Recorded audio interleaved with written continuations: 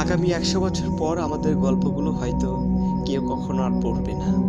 রাস্তার পাশ দিয়ে হেঁটে যাওয়ার সময় আমার কবরপণে তাকিয়ে কেউ হয়তো অতীত হাতড়াবে না।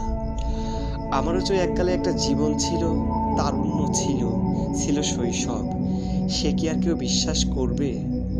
হয়তো ভাববে এই বেটা খুনে বুড়ো হয়ে মরেছে। সুতরাং আমাদের হাতে এখনো ঢের সময় আছে। অথচ ওরা যদি কবরের সাথে লাগোয়া এপিটাপে একটিবার চোখ বুলিয়ে দেখতো, তাহলে ওরা সহজে অনুমান করতে পারত যে ওদের মতো টকবক করা যৌবনকালেই আমি এই পৃথিবীর মায়া ত্যাগ করেছিলাম যাপিত জীবনের সমস্ত সুখ শান্তি আর অঢেল ঐশ্বর্য। মৃত্যু যে বয়সের ধার ধারে না, কে ক্ষমতাশীল, কে বিত্তশালী, কে মুচি, কে মেথর, তার কেয়ার সে থোড়াই করে। সে শুধু জানে কুল্লু নাফসিন জায়গাতুল